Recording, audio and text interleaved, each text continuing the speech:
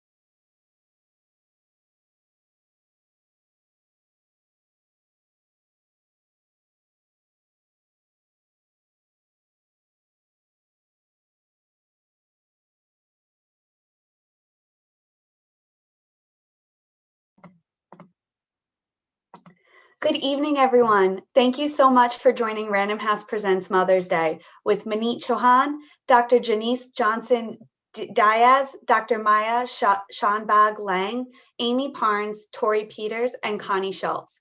We are so excited to celebrate Mother's Day tonight, especially after such a difficult year, with authors who embody and define family in all different ways. Unfortunately, Rana El Kalgube is no longer able to join us this evening.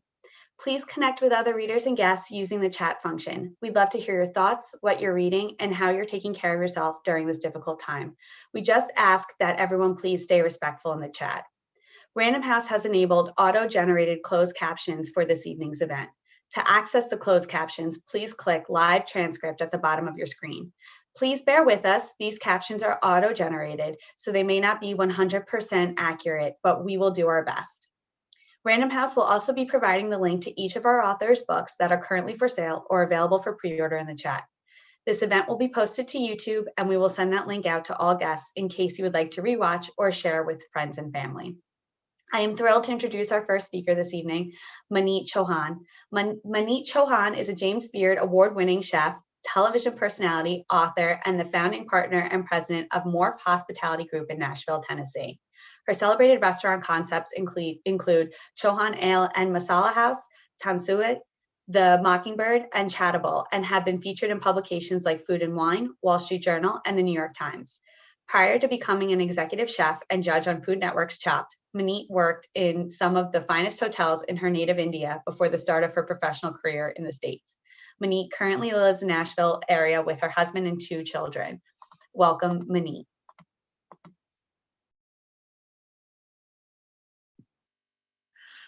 Hello, happy Mother's Day. I am so excited to be joining you all. And,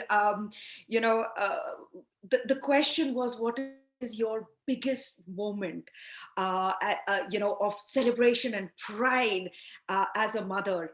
And I thought about it for a really long time. And I was like, what is the biggest moment? Was it the moment that I first held my kids in my arms? Was it, the moment when they took the first bite? Was it the moment when they took the first step? Was it the moment when they first learned how to say no, or how to, brush their teeth themselves? I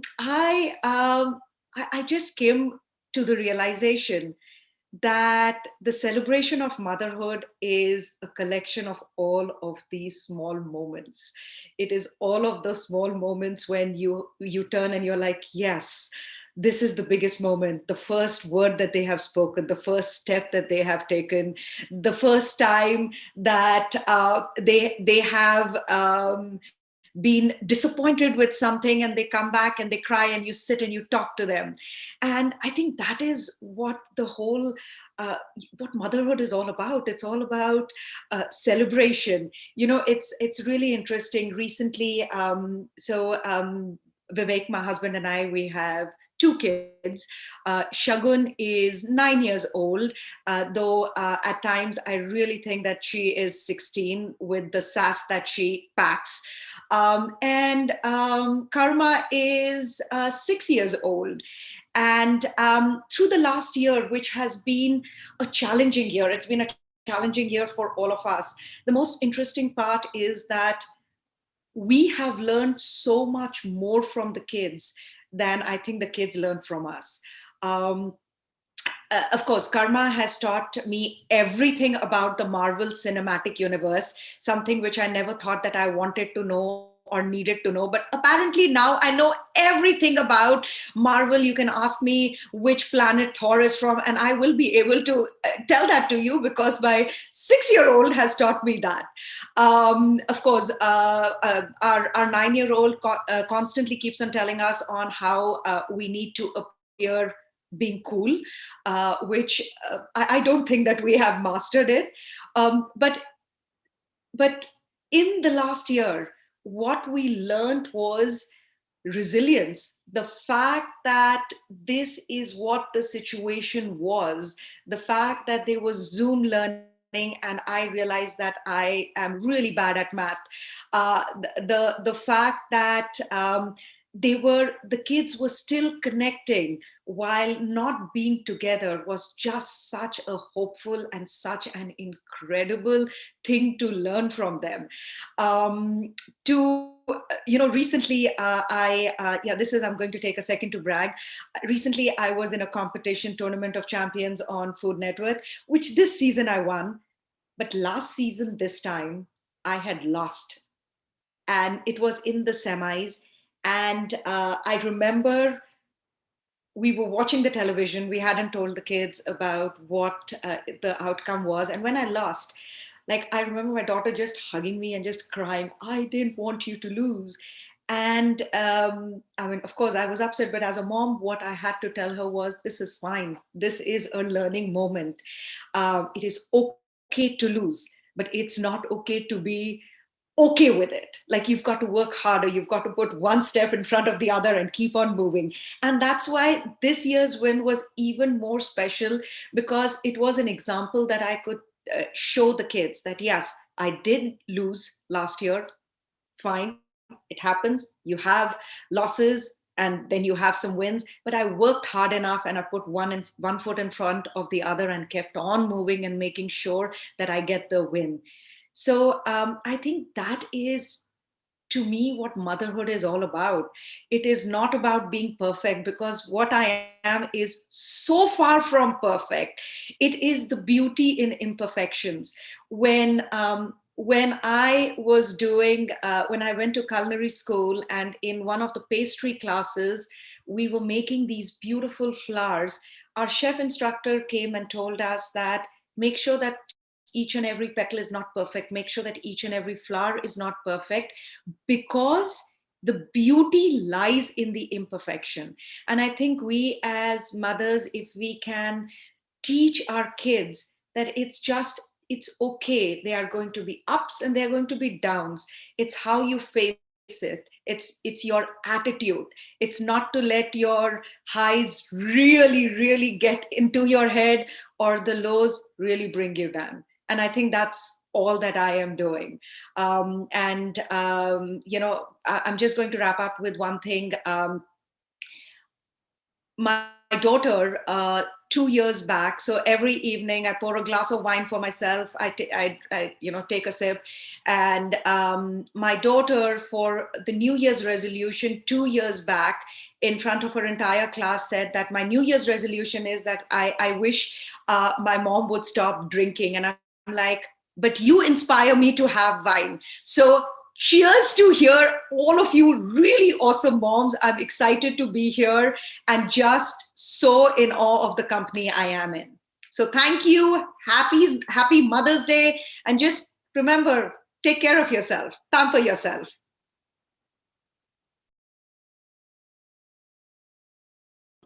Thank you so much, Monique. That was fantastic. I loved that last line about you inspire the wine. I feel like a lot of parents would feel that and agree with that right now. Now, may I introduce our next speaker, Dr. Janice Johnson-Diaz. Dr. Janice Johnson-Diaz is a tenured associate professor of sociology at John Jay College in New York City. She is co-founder and president of the public health and social action organization Grassroots Community Foundation and its summer camp for girls. She holds a PhD in sociology from Temple University. Her collaborative work on Black girls' mental, sexual, and physical health issues earned her a special congressional recognition and grants from the Robert Wood Johnson and Annie E. Casey Foundations. Her work on the effects of safety on girls' physical activity in low-income neighborhoods has led her to serve as an advisor to the city of Newark, where she focused on violence as a public health issue. Born in Jamaica, Janice moved to the United States at age 12 and now lives in New Jersey with her husband, Scott, and daughter, Marley, and dog, Philly. Welcome, Janice. It is my pleasure to be here. Monique, that was absolutely wonderful. Hi, everyone from Jamaica. I am here in Jamaica for Jamaica Education Week, and it has been a delightful time. I'm also very much concerned about my Wi-Fi. This question, which seemingly was so easy at one end, is kind of difficult. It's hard to figure out which moment to talk about as it relates to my daughter. I like her very much. And as you know, as moms, sometimes you don't exactly enjoy your children. I have really grown to enjoy my daughter more and more. In my book, I write about curiosity, imagination, and a learning mindset. And so the picture that you just saw is really an embodiment of that. My daughter, Marley, she has been home in all of COVID as a teenager, as a junior in high school. This is the year right before going on to college. And it has been challenging. She has continued to do her social justice work, but it's been hard not to be connected to her friends. And it's been difficult to be in a kind of space that doesn't really seem to foster creativity. And so she set out to have some creative goals. And one of her creative goals meant teaching herself how to crochet and how to knit. And she made that sweater that I was wearing. And to me, this was just one of the greatest moments because I have been consistently pushing her to say, yes, there are all these institutions that are going to require these things from you, but you have to really find things that really energize you, things that make you feel good, things that you want to learn. And yes, there are standardized tests coming up. Yes, there are mathematics classes you have to take, but learning is something else. And when she set out on this task and ordered way too many, loads of yarn, different colors, Joann Fabrics took a significant amount of our funds and her funds as well. My husband run into Holly Lobby and this, that, and the other. I was like, what is she gonna do? But she drew out every little piece of this sweater. She did the math on how it's going to fit on the armpit, what colors goes to where, how the buttons were organized. And she did every single part, and she wanted to have it ready for me for my book launch, which was on March 2nd. And I have to say that I was all but in tears because this is exactly what I think for me is just a great mother moment. We're constantly pushing our children to really be creative, to really extend themselves. And she did that. If you look, there are all of these colors. There's well over 9 colors on the sweater. And she taught herself how to do this just watching YouTube videos. She inspires me and she makes me feel like I am not as great as she is, which is slightly irritating at times, but is wonderful as an inspiration in so many ways. So for me, a part of this holiday, which I do take some issues with because I often talk about mothering instead of mothers specifically, is that a part of mothering is caring and fostering the best in all of us. And what she did really made me feel like maybe I don't suck so much. And so I am grateful to be in this space because her social justice work connects us, much like what is happening in India and our efforts. And we need to recognize that we're connected. But a part of it is that we have to move outside of the bounds of what we currently have and really extend ourselves to come up with creative solutions and creative ways of expanding ourselves. So that is my big mommy moment. I feel really, really great in this moment to have a daughter like her who cares about the world, but also is still inspired to make things pretty, even for their mommy on their mommy book launch day. Thank you all so much for having me. I really appreciate being here.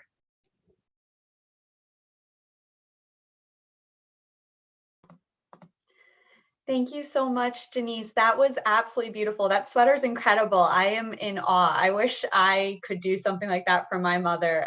Wow, that is absolutely amazing. I am so excited to introduce our next speaker, Dr. Maya Shanbag Lang. Dr. Maya Shanbag Lang is the author of What We Carry, named a New York Times Editor's Choice, a Good Morning America Mother's Day pick, and a Best of 2020 by Amazon, Bustle, Book Riot, Bookshop, Parade, Times of India, and others. She is also the mother of the 16th of June, longlisted for the Center for Fiction First Novel Prize and named a must-read novel by CBS and InStyle. She is the daughter of South Asian immigrants and lives with her daughter in New York. Before we welcome Maya onto the stage, we are also going to put up, Maya has an India COVID relief fund happening. We are going to share that link in the chat. You can also use the hashtag #WhatWeCarry with the number 4 India, where Maya will then donate $4 to PATH, a nonprofit organization procuring oxygen supplies and boosting COVID-19 testing. So without further ado, Dr. Maya Shanbag Lang.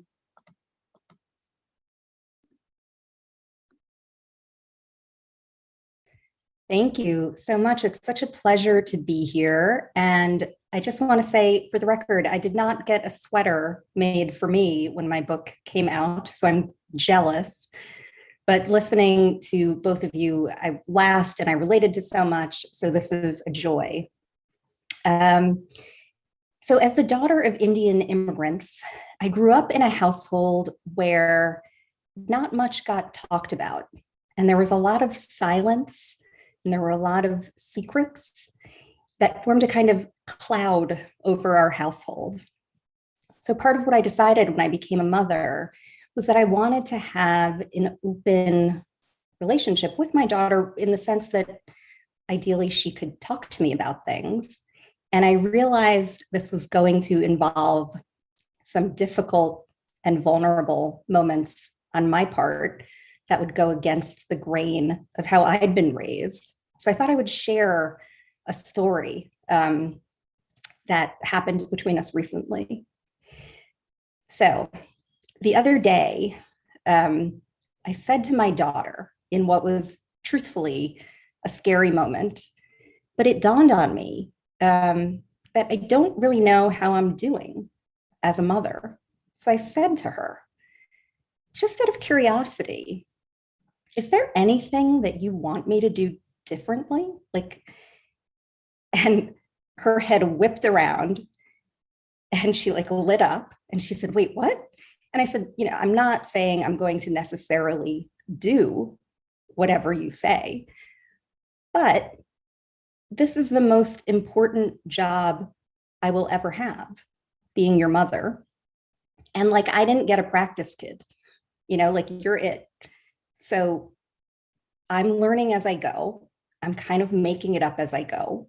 And there are things that I might not realize I'm doing. And so I just thought I'd ask you. She's 12, by the way, but also kind of going on, I don't know, 40, 45. So she thought about it. And I said, like, if there's something that you feel like I could do better, I'd want to know. She thought about it.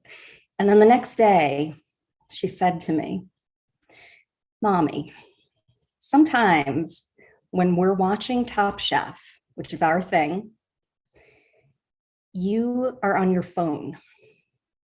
And I would really love, when we're doing our thing, for the phone to be like in another room. And I was like, oh my God, she's so right. My child, like my adolescent daughter is calling me out on my screen time, but she's so right. So I said, okay, absolutely. I'm glad you said this. I felt like I was having this like win of a moment. And I was so good for like a nice stretch. And then, of course, what happens when we have our good stretch? There was one night, and I think this was the week when my book came out, when I did not get a sweater. And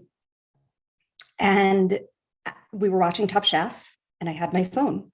And she said, Mom, you're on your phone. And I said, yeah, but this is the week of my book launch. I need to be on my phone. And I was like stressed out in that moment.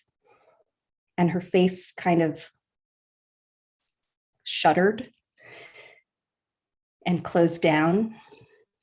And I thought, oh, and I had like a sinking feeling. And the next day we were in the car driving. And I said to her, and this was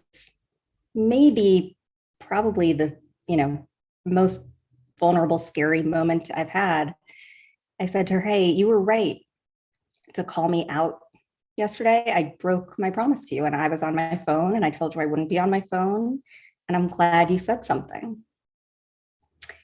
And even though I didn't react to it well in that moment, like ideally in that moment, I would have been like, oh, you're right.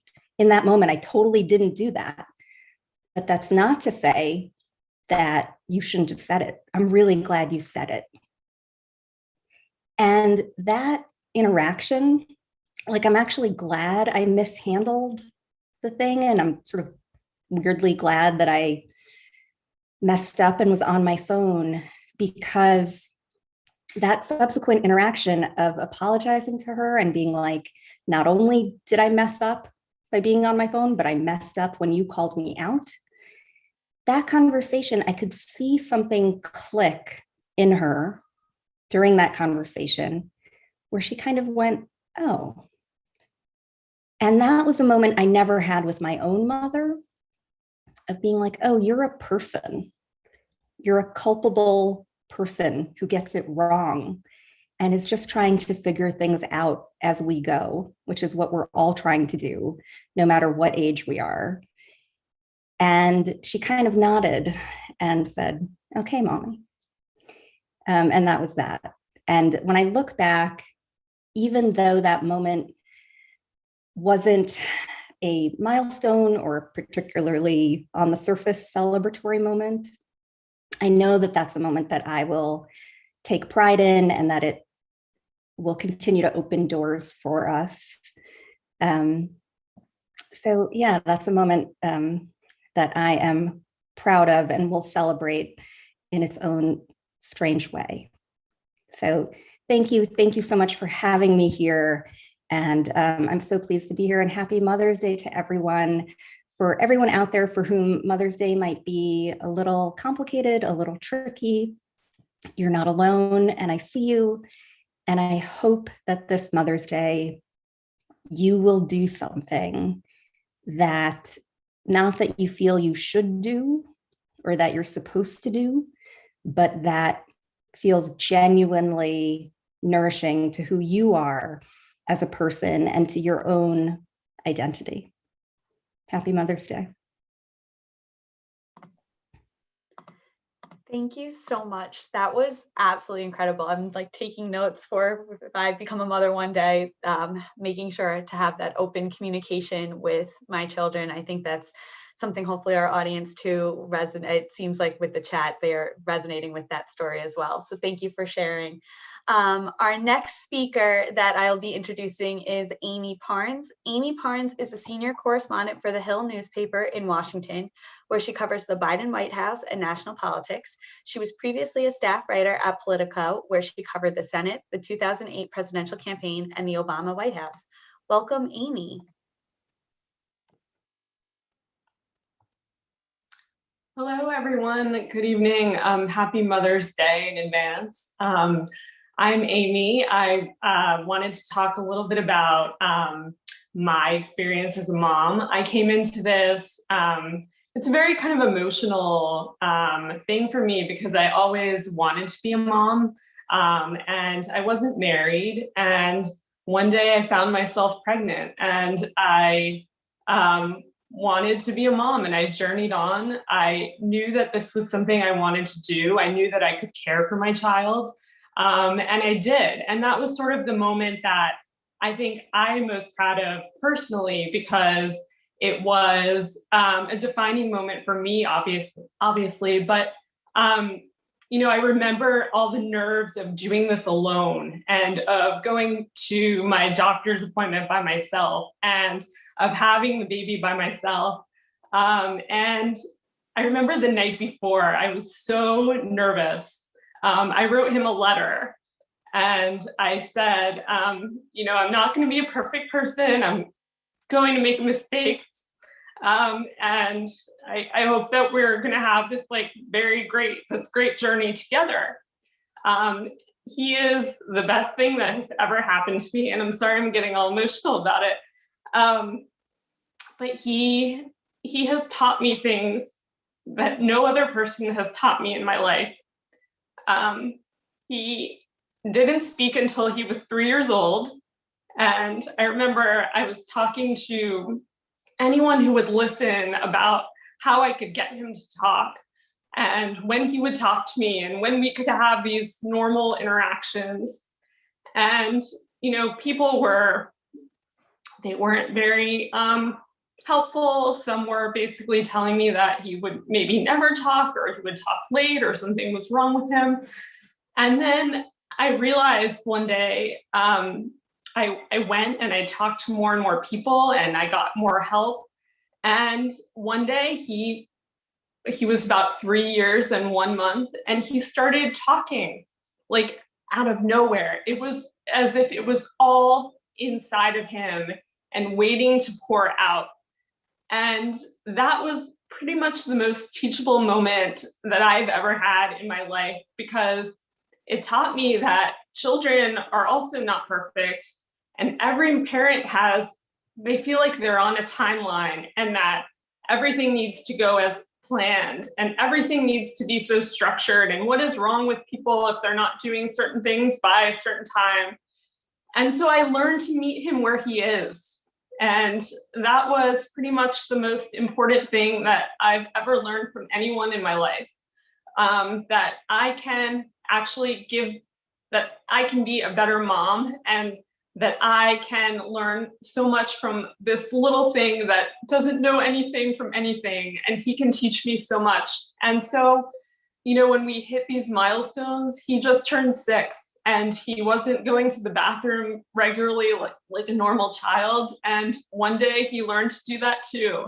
And I learned that I needed to be patient, and he taught me patience, and he taught me so many lessons that I try to give back to women and to all my friends. And I'm a better listener, and it's all because of him. And I owe him so much, and I hope that I can be the mom that he wants and deserves for me. And that's my story. And I'm sorry I'm emotional again, but motherhood is the best thing ever. And I hope that everyone gets to experience it in some capacity. It doesn't need to be your own child. If you care for something, if you care for a friend, if you care for a flower outside, you are a mother and you are a nurturer. And Mother's Day is about you. And so happy Mother's Day to everyone, and keep in touch with me. And this is obviously an open dialogue, and you guys will obviously know where to find me. Thank you.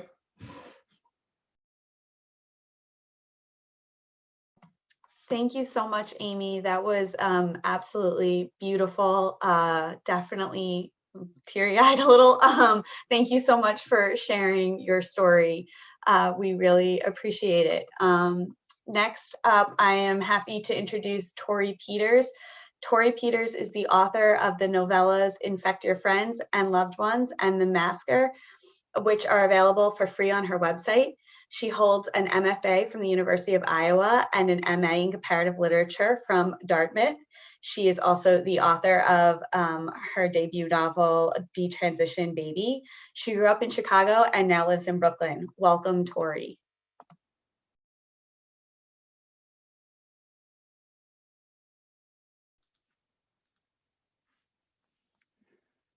Hi, everyone. Happy Mother's Day. And thank you so much for being here. Thanks for what everybody said. I really appreciate what Amy just said, because I'm actually not a mother in a traditional sense. I'm a transgender woman. I transitioned in my late 20s, and mothering has come to me in sort of unconventional ways. I felt always that I had a sort of nurturing, a desire to be nurturing, a desire to care for people, but the opportunities to mother for me, didn't come around in the ways that they did for many other women that I knew. So my first experiences with mothering were more in the mode that I think Amy was talking about. It was ways that I cared for other people. There's a thing in trans community called being a trans mother. And usually what this means is oftentimes young, especially trans women, will find a situation in their home life where when they've transitioned, it doesn't work out very well for them. And oftentimes they lose contact with their own parents. And oftentimes they move to cities, or they, are looking to start over their life. But like many young people, they don't necessarily have someone to show them the way. And it's trans women, other trans women, who end up sort of oftentimes taking in young trans girls, telling them what's what, here's where to get clothes, here's where here's all sorts of different things. Here's where you get hormones, here's how to get jobs, here's, men to look for, men to stay away from. All these sort of things. And that relationship in trans community is called being a trans mother. And there's a sort of mother-daughter thing, oftentimes in generational, where the moms will be maybe 10 years older than the daughters in the trans community. And I myself had, trans mothers who showed me the way, and for a part of the time. And now I find myself a trans mother with a number of kind of trans daughters. And it's been quite an experience, because it's not quite like being a traditional mother, because oftentimes the trans girls that I meet are, in their late teens, early 20s, sometimes even older. But they are oftentimes lost and they need help. And so I've developed these relationships with these girls where I will show them, I'll show them sort of how to live, and as a result, we actually get quite close. We have strong affection for each other. We care about each other. I become quite invested in the things that they do in their life. Sometimes I probably become overbearing, like some mothers tend to do. And I'll, tell them that I don't approve of their choices. And then I'll remember that they're like 25 and they get to do whatever they want. And then I'll back off. But it is, these relationships actually have turned out to be some of the most important in my entire life, some of the most fulfilling in my entire life. And watching so many of these girls now, some I've had these relationships going back 6 years, and maybe when I met them, they weren't exactly thriving. And seeing many of them now thriving 6 years later is really amazing to me. It's been so meaningful. And then what happened in my own circumstance, and there's parallels with this in the novel that I just released, is I found that actually these relationships were things that I really cared about. And in my mid 30s, I was like, well, maybe I want to be a literal mother. Like, and how, as a trans woman, can I be a literal mother? Obviously, I can't carry children, and it's very difficult for trans women to adopt children due to a number of different things. So I wrote a novel actually about a woman who wanted to be a mother, a trans woman who wanted to be a mother, and the sort of strange circumstances in her life that ended up making that in some ways happen. And there's a writer named Alexander Chi who said, be careful what you write in fiction, it tends to come true. And lo and behold, I wrote this novel about wanting to be a mother, and a strange family situation that gave rise to a woman becoming a mother. And when I finished the novel, I met somebody, and we got together, and the things in our life just sort of ended up becoming in sync and parallel. And next week or sometime soon, who knows, with the pandemic, I think we'll get married, and I'll become a stepmother to an 11-year-old. And I'm hoping, I don't know, it's going to be a wild thing, but I'm hoping that my time being a trans mother and in trans community prepares me in some ways to see the things that this 11-year-old goes through and be helpful to him, and understanding and patient, and really excited to invest and celebrate his life.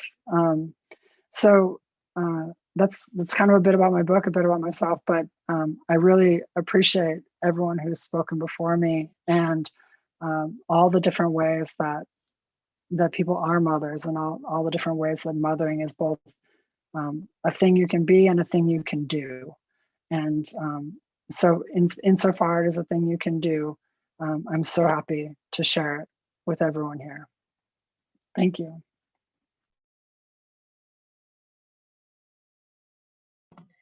Thank you so much, Tori. That was absolutely incredible. You're doing some incredible work and taking on such a role in your community, and hopefully in your future family. Congratulations. I see a lot of congratulations popping up on the chat for you. We wish you all the best, and thank you again for sharing your story with us here tonight. And now for our final speaker this evening, Connie Schultz. Connie Schultz is a Pulitzer Prize winning writer and a professional in residence in the journalism school at Kent State University, her alma mater. She is the author of 2 memoirs, Life Happens and His Lovely Wife. Schultz lives in Cleveland with her husband, Sherrod Brown, and their rescue dogs, Franklin and Walter. They have 4 children and 7 grandchildren. Welcome, Connie. Thank you, Katie. Oops. Sorry about that. Thank you. Well, how would you like to follow this group of women? My goodness, this has really been a moving experience for me to hear their stories. And I want to emphasize this. First of all, there's not one of them who spoke that I didn't think of the word hero at some point, in terms of the stories they're telling, the lives they're living, the people they're advocating for. And also, I hope that you're all getting a sense of just the power of story here.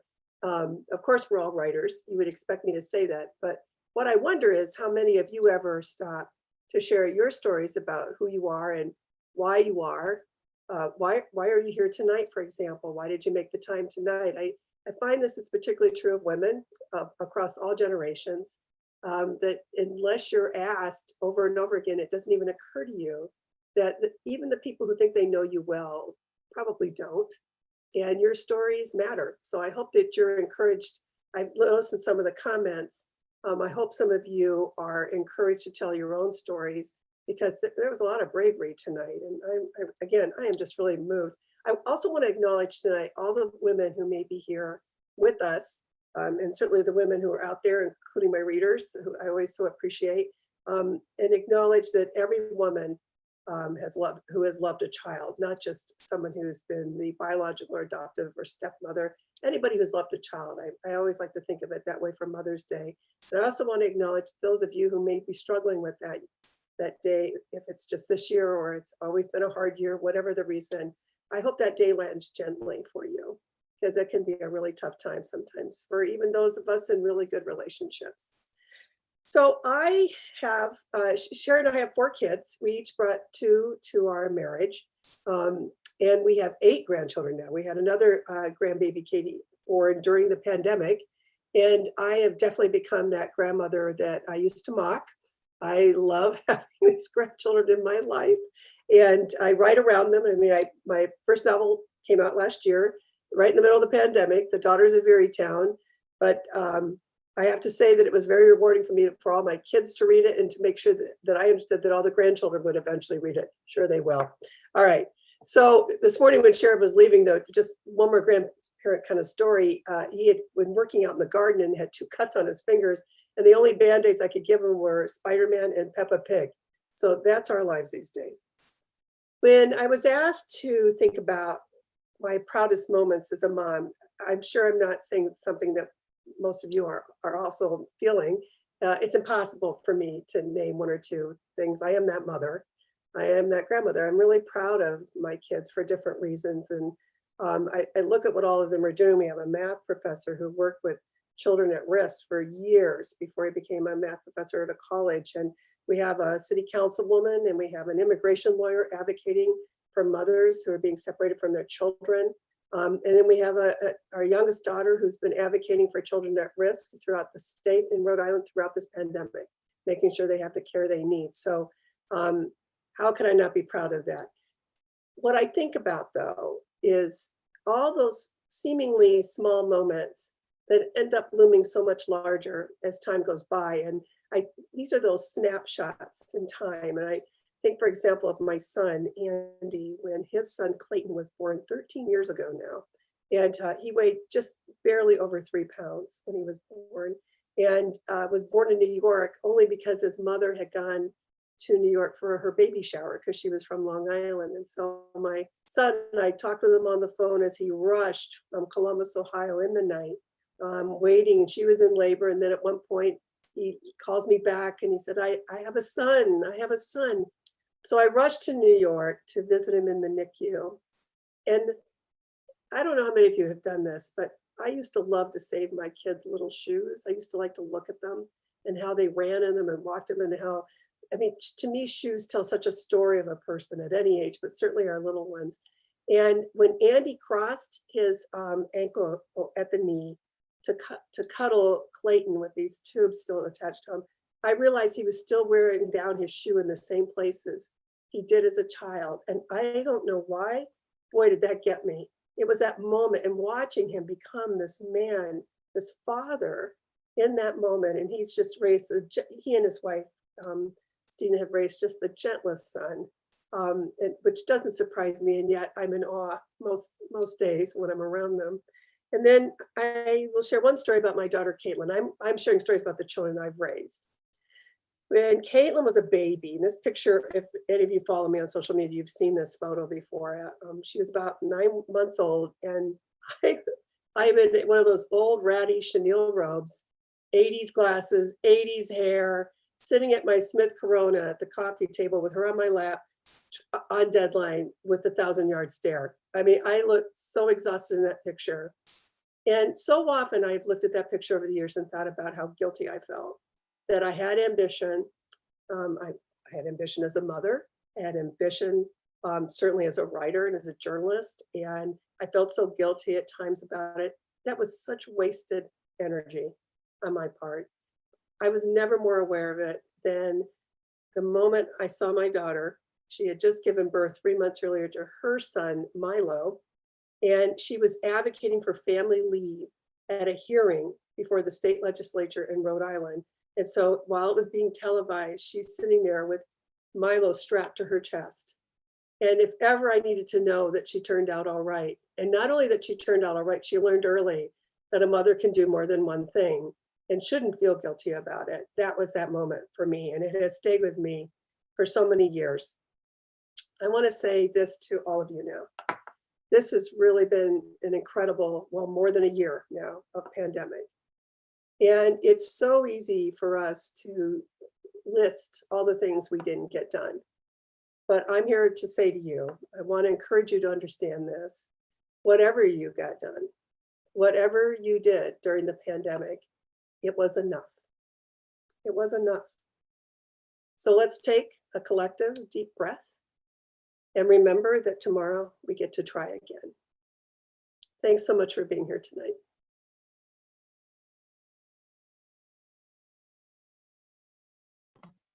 Thank you so much, Connie. That story about your daughter is absolutely incredible. And I loved the note to end on, that everything, you know, we did during the pandemic was enough. And I think those are words that sometimes we don't tell ourselves. So it's a great reminder.